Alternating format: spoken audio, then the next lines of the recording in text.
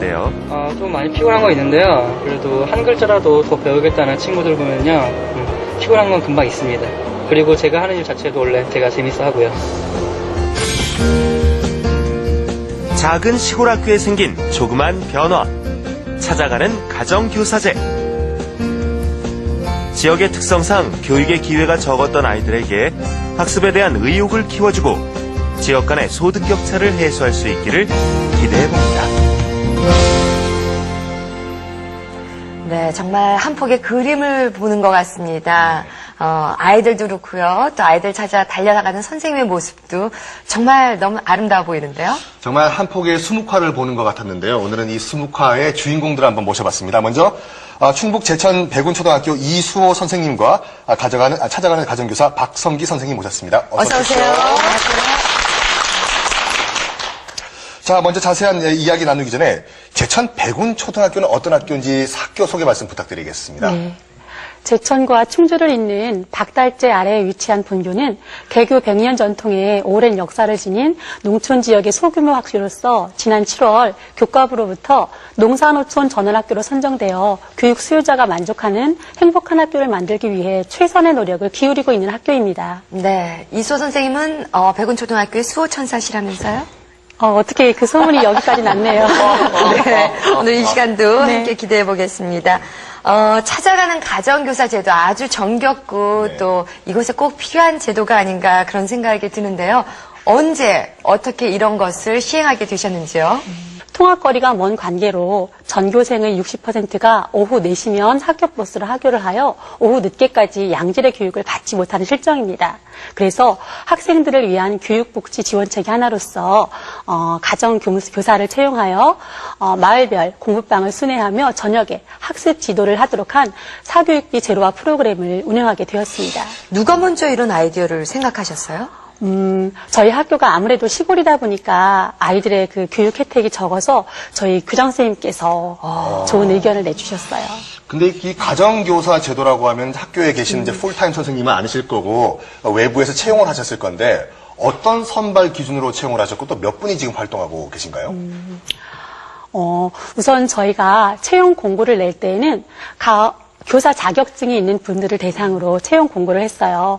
그래서 많은 분들께서 그 채용 지원을 해주셨는데 그분들을 대상으로 면접 심사를 하고 그리고 또 그분들의 서류 심사 등등을 거쳐서 인사위원회를 열어서 강사들을 3분을 위촉을 했어요. 근데 그분들 모두 다 학생 지도 경험이 있으시면서 아동에 대한 이해와 학생 지도 능력이 뛰어나신 분들인데 그 3분 중에는 저희 학교를 졸업하신 졸업생도 계십니다. 네. 자, 선생님 뽑기 전에 이미 그 찾아가는 가정교사는 어떤 수업을 해야겠다, 또 어떻게 운영해야겠다, 아마 그런 계획도 먼저 세우셨을 텐데요. 어떤 내용이었나요? 학교를 크게 3그룹으로 나누어 3분의 가정교사들이 한 그룹씩을 맡아 각 마을별 공부방을 찾아가 학생들을 지도하고 있습니다. 수업 내용은 어떤 거고 교재는 학교에서 쓰는 교과서를 그대로 활용하시는 겁니까? 아니면 다른 교재를 또 활용하시는 겁니까? 저희 학교 선생님들과 가정교사분들이 협의하여 교재를 선정하고 그 교재를 중심으로 학습을 진행하고 있습니다. 학생들이 가정교사와 함께 문제를 풀어보며 배운 내용 중 어려웠던 부분을 보충하고 심화학습을 하는 1대1 개인별 맞춤학습이라고 할 수 있겠습니다. 네. 부모 입장에서는 마음이 여러 가지일 것 같아요. 선생님 찾아와 주시니까 반갑기도 한데 계속되다 보면 집도 치워야 되고 식사는 또 준비해야 되는 건지 부담도 있을 것 같고 학교에서 배우고 오는 게 편할 것 같다라는 생각도 있었을 것 같고 의견이 어땠는지요? 그 학부모님들의 반응이요? 가정교사의 방문지도라는 말에 처음에는 부담스러워 하시는 분들이 많았습니다. 그렇지만 학교에서 교재 구입, 강사료 관련, 프로그램 운영 등 제반의 지원을 해주어서 가정에서는 특별히 지원할 게 없다는 것을 아시고는 모두들 반가워하시며 적극 참여를 원하셨어요. 그래서 지금은 오히려 아이들의 수업을 곁에서 지켜볼 수 있어서 아주 좋아하고 계십니다. 사실은 그렇습니다. 학교에서 배우면 참 좋을 텐데 워낙 통학거리가 머니까 아이들이 학교에 머물 수 있는 시간이 많지가 않았던 거죠. 예, 그래서 선생님이 찾아갈 수밖에 없었던 그런 아이디어가 나왔습니다. 네. 그럼 이 자리에서 이제 선생님 말씀 들어봤으니까 정말 오늘의 또 다른 주인공이시죠. 찾아가는 가정교사 중 한 분이신 박성기 선생님 얘기를 들어봐야 되겠는데, 얼마 전에 그 16살 연하랑 결혼을 하신 조연우 씨와 똑같이 생기셨어요. 아, 비슷하네요. 자기 소개 좀 부탁드릴게요. 안녕하세요. 저는 2008년도 여름에요. 사범대학교 국어교육과를 졸업했고요. 그리고 1년 동안 학원 강사 생활을 하다가요. 지난 9월부터 지금까지 찾아가는 가정교사로 있습니다. 네. 일단 몸이 날렵하시니까 어디든지 날아가실 것 같은 그런 느낌이어서 참 신뢰감이 가는데, 방학 때는 안 하시죠?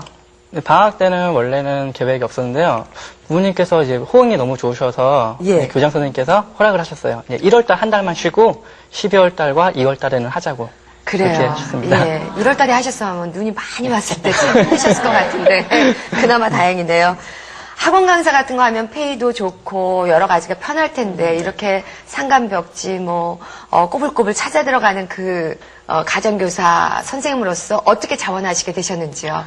제가 우선 전공이 사범대학교 졸업하다 보니까요. 우선 교육 쪽에 관심이 많았어요. 그러다 보니까 우연찮게 교육청 홈페이지에 들어가서 채용 공고를 보게 되었습니다. 처음에 원래 다니던 학원에서 정도 있고 거리도 있으니까 생각이 많았는데요. 우선 저도 경험을 쌓고 싶고 그리고 교육 기회가 부족했던 친구들에게 좀 더 도움을 주고자 싶어서 지원하게 됐습니다. 근데 솔직히 이제 찾아가는 가정교사라고 하면 우리 또 오영실 아나운서께서 말씀하셨는데 직접 집을 찾아가야 되는데 네. 1월 초같이 정말 눈이 많이 온 경우라든지 비가 오면은 솔직히 내가 이걸 왜 가야 되나 힘들구나라고 생각하실 때도 있죠, 솔직히요. 그런 생각을 솔직히 안 해본 거 아닌데요. 우선 제가 지원했으니까 제가 맡은 아이들이니까 최선을 다해서 해야죠. 네. 가장 궁금한 거는 그렇게 고생한 만큼 보람을 느끼셨는지 그 결과물에 대한 궁금함이에요. 먼저 아이들을 처음 봤을 땐요. 대부분의 부모님께서 이제 바쁘시다 보니까 신경을 많이 못 쓰시더라고요. 그래갖고 성적이 정말 천차만별이었어요. 물론 잘하는 친구들도 있지만 이제 밑으로 많이 떨어지는 친구들이 많아갖고요. 걱정이 많았는데 그래도 친구들이 정말 잘 따라와주고 열심히 하는 모습 보고 그런 게 참 보람됐고요. 어떤 친구 같은 경우는 정말 처음 봤을 때 1시간 동안 25문제를 못 풀었어요. 근데 그런 친구가 나중에 와서 정말 먼저 질문도 하고, 더 가르쳐 달라고 얘기도 하고, 정말 그럴 때 제일 보람됩니다. 네, 여기서 방금 우리 박성기 선생님의 말씀이 사실인지 바로 검사를 해보겠습니다. 우리